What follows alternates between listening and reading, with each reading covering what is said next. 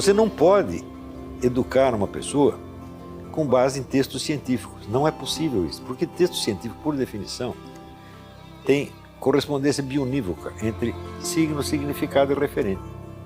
Você tem um vocabulário estabilizado, né? Os significados uniformes e permanentes.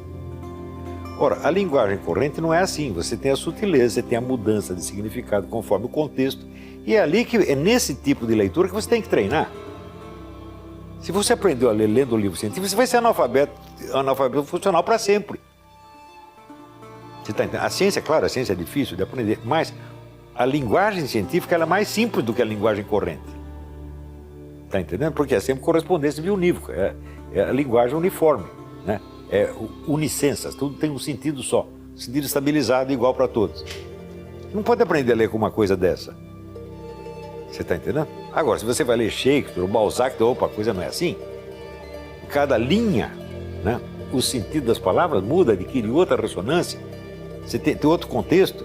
E é este treinamento da variedade de situações e variedade de intenções subjetivas, isto que é aprender a ler. Lembra que falamos lá atrás de imaginar um site ou uma música? Ali tem outro motivo para ler os clássicos. São as grandes referências da linguagem e a imaginação. A imaginação é como se fosse um projetor de filme dentro da sua cabeça.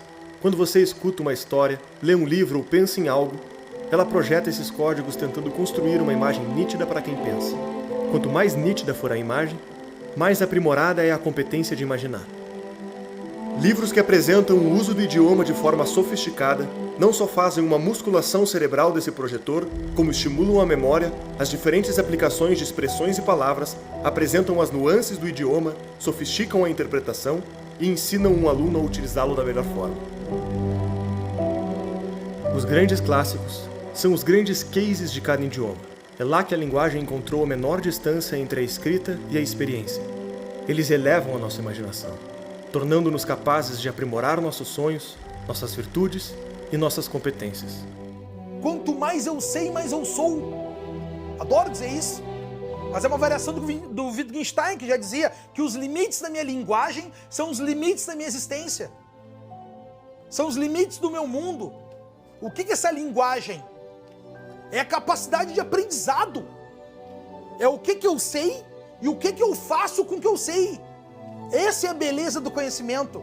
Isso nos faz especial, isso nos faz ir adiante, isso nos faz perseguir a resolução dos problemas. Inteligência para a medicina é capacidade de resolver problemas. E aí eu tenho que chegar diante dos problemas e dizer, quem vai resolver isso? Sou eu. Chamar a autorresponsabilidade para mim, que está tão danificada nos dias de hoje. Todo mundo quer terceirizar a responsabilidade. Todo mundo passa a responsabilidade para o seu inconsciente, para o seu comportamento, para os seus genes, para as suas sinapses cerebrais. Agora tem que tomar um remedinho, que a culpa da minha sinapse não é minha. A culpa é tua. Se tudo isso pode ser considerado um ponto importante desde o início do aprendizado, mais na frente o problema se agrava. Deixa de ser apenas individual e começa a ser social. O analfabetismo funcional impacta grande parte dos brasileiros. Mas o que é analfabetismo funcional? Termo muito utilizado e pouco explicado. O idioma é composto por uma trindade. O signo, que é a palavra que remete a uma ideia, por exemplo, um lápis. O significado, que é a definição dessa palavra. E o referente, que é a coisa existente, o que ela se refere no mundo, o lápis concreto. O analfabeto funcional tem profunda deficiência em correlacionar esses componentes. Ele tem 3 principais dificuldades. Primeira, ele pode conhecer a palavra e até mesmo a sua definição, mas se vir o fenômeno real na sua frente, sente dificuldade de correlacioná-los. Por exemplo, uma pessoa que conheça a palavra inveja, mas quando alvo de inveja ou invejando alguém, não é capaz de correlacionar as coisas, ou talvez aplique mal as palavras, chamando de inveja fenômenos diferentes, que não correspondem com o seu significado, como medo, raiva e admiração. Esse sintoma impede a boa compreensão de textos e até mesmo a interpretação do que outras pessoas dizem, fazendo tomar conclusões erradas sobre a mensagem que está recebendo. Segundo, o analfabeto funcional também pode ser incapaz de fazer o contrário, converter os referentes, as experiências reais do mundo, em signos e significantes, não conseguindo se expressar através da fala e da escrita.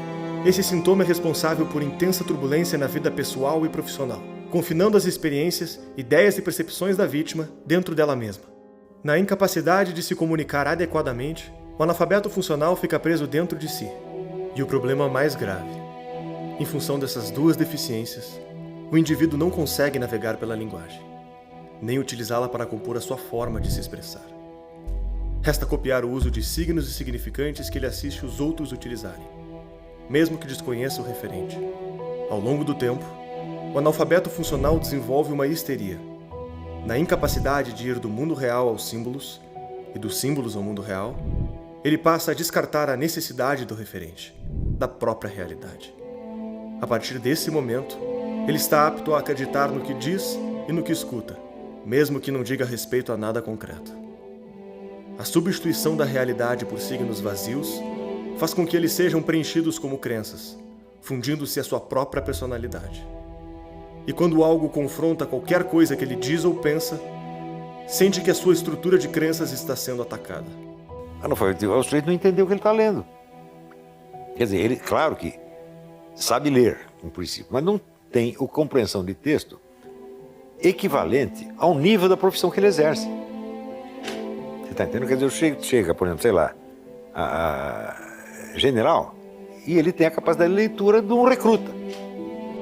Uma sociedade de analfabetos funcionais constitui um grande risco. As pessoas copiam a opinião das outras sem tentar verificá-las na realidade. Emitem opiniões sobre muitos assuntos, passam a acreditar em praticamente tudo o que dizem, passam a sentir o que dizem e passam a querer agir de acordo com seus sentimentos, criando sonhos, projeções, ambições e militando de acordo com a carga emocional e a aprovação social dos seus discursos. Uma vez que as pessoas estão cada vez menos aptas a dizer alguma coisa sobre a realidade, elas estão mais indefesas para aderir ao primeiro movimento político que exige delas alguma ação que faça sentido, alguma ação que tenha um conteúdo emotivo, que dê algum sentido para a vida. Podemos pegar palavras presentes no debate público para dar exemplos. Instituições, democracia, fascismo. Muitas pessoas as usam sem saber o que são. Aqui essas palavras de fato se referem. Como se organizam no mundo concreto, qual o histórico e os agentes que as envolvem, e o que as diferenciam de fenômenos semelhantes, ou até mesmo completamente diferentes. Muitas dessas pessoas nem sequer têm familiaridade com essas ideias, mas as articulam por mera imitação. Interpretam os discursos de acordo com a carga emocional que as palavras carregam, e persistem em menosprezar ao que elas estão amarradas. O principal recurso de aprendizado que resta para esses indivíduos é o de perceber nos seus pares qual o discurso mais aprovado e qual o mais rejeitado, e assim ir, por tentativa e erro, calibrando o seu signo sem qualquer referente, vivendo meramente por imitação e condenando a própria inteligência ao exílio. Se é pela aprovação social que ela expressa suas ideias, quanto mais participar do senso comum de determinado grupo, mais vai ser aprovado por uma maioria e mais vai buscar repeti-las. Quando chega este momento, a realidade foi posta em segundo plano e a culpa foi da má educação. Qual a surpresa de não a valorizarmos? Como uma sociedade que não se preocupa em buscar a verdade pode levá-la a sério? Se aceitamos que as coisas são vazias e não se referem a nada, por que perderíamos tempo investigando grandes ideias? Elas não são mais um poderoso aparato para enfrentarmos a vida.